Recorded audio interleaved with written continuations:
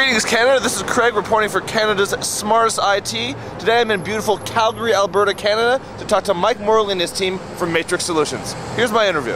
I have the pleasure of being with Mike and Adrian from Matrix Solutions. How you doing today, guys? Awesome, how are you? I'm great, thank you. Let's kick it off with the obvious questions. What is Matrix Solutions? Matrix is an environmental engineering firm. It's currently about 300 people. Services mostly the large oil and gas market. Two main parts of the business. We have what they call the pre-development part of the organization and the post-development, or as we like to call clean and dirty. Clean and the dirty side. Yeah. So the pre-development side, what they do is they go in and they study the environment that's present before somebody goes in and disturbs it with a facility or a pipeline or drilling or whatever other activity might be going on. And then the post-development, they go in and they'll remediate and try and bring the environment back to the state that it was before it was disturbed. So I think, Mike, you said you've been here 5 years, Adrian 4 years, so combined 9 years. That's a very long time. I'm sure there's been a roadblock or two in that duration. Care to talk about that? Well, especially at the start, like I was originally brought in to kind of help fix, or really to start up the IT group.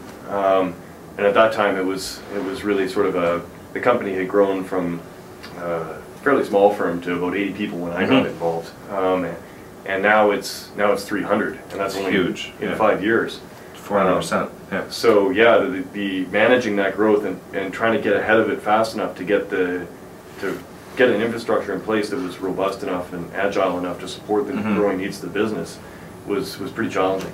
Okay. And yeah, absolutely. And then of course doing it with a reasonable amount of money. Right. You know, that's always the wild card in those things. But yeah, we took out every single system, every single server over those first 3 years. Right. And ended up with what's a really good, solid foundation that we can grow a business on. You've worked here. What can you say? What would you pinpoint as the smartest thing that you've done? There's a couple. One would be hiring the right people. And that's been awesome. We've had just a great team of people that we've got in our IT and extended IT group. And that's another element of it too, is that we don't try and fence ourselves or wall ourselves in and act as like the Mordak. Oh yeah, we don't. There's a Dilbert character that I try to not be like Mordak, the editor of IT services. So we definitely don't want to be like that guy, and we use a lot of the ideas from Martin Fowler from ThoughtWorks in the sense that we try and push or distribute the IT group into the business as much as possible. Right.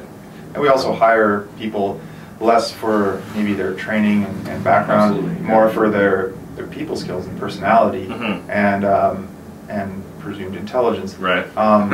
And we think that because it's easy to train people.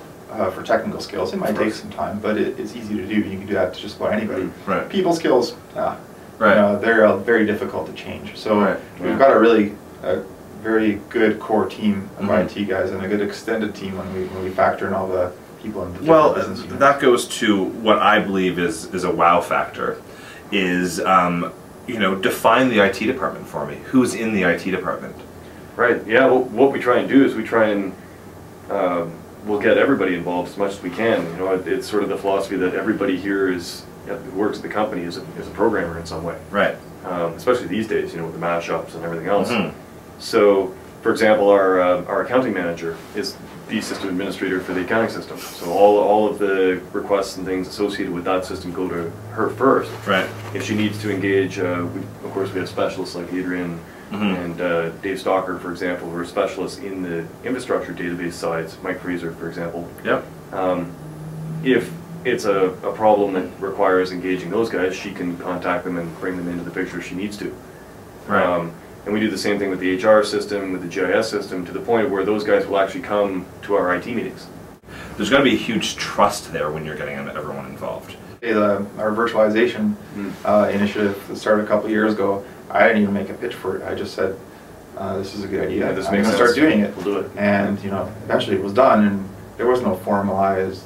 Right. It was people trusted that we were able to do that, and not only that we were able to, but that it was in the best interest of the company. Well, the neat thing is that when it happened, people didn't even know.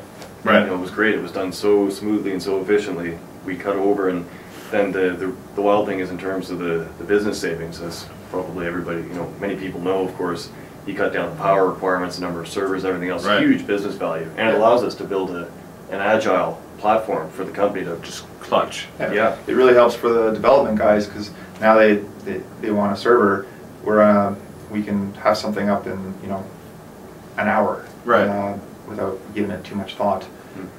What advice would you give to an IT manager in Vancouver, since I'm heading there today? I always like to keep it simple. Basically, what you get, especially with the advent of virtualization, you get VM sprawl. Right. So you'll have all these servers, and a lot of them will have a lot more resources, a lot more disk, a lot more RAM. So you're starting to eat away at the very things that made virtualization attractive. Right. And that's just in virtualization, but the software levels. We have all these different softwares around here, and we're starting to really pare that down. Do we need 100 people in the company to have full version of, say, Adobe Acrobat? Right. No, we turns out we didn't. So anyway, we're just trying to reduce the set of services and systems that we support and all. How do you actually measure success here? What is the single proudest moment if you had to pick one? Mike? Well, I think it'd be the synchronization system that we built. That was kind of a back-end piece of infrastructure, but what it's allowed us to do is our equipment group, for example, had a business problem where the company, because it had grown so fast, they were struggling to keep up with the number of requests that they were getting. Right. And what these guys do is they've got, I guess, about 5,000 different chunks of equipment that are used for various purposes in the field, in field work. And they're responsible for tracking all this, and they're also responsible for trying to get it input into our billing system, so it can be charged, to the projects. So what was happening is people were kind of coming in and handing them little chunks of paper with stuff written on them, or emailing them things. Easy to get behind that way. Oh yeah, they were not able to keep up with the demand. So what was happening is, even though the company had grown from 80 to 300 people, we weren't seeing a corresponding growth in our equipment billings. Right. So we were losing, we're losing money. Yeah, literally. A lot of money that we spend buying equipment every year, and we need to transfer that up to the client, and that just wasn't happening. So it was just a large amount of leakage, and it was very, very significant. Oh yeah. So what we did is we leveraged the synchronization system infrastructure and built an InfoPath workflow form that allowed field people to say, I want to take these chunks of equipment with me to these projects at these times. That notifies the equipment guys that the request is coming in. They set it all up. The guy shows up, picks the stuff out, heads out to the field, comes back in, says, okay, I hit this place and this place and this place.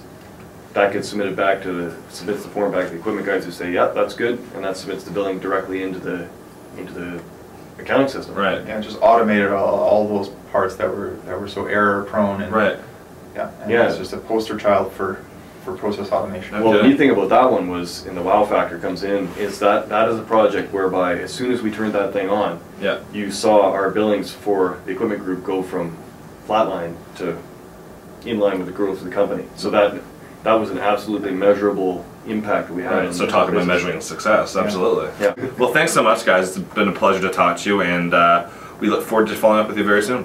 Excellent. Thank you. Thank you.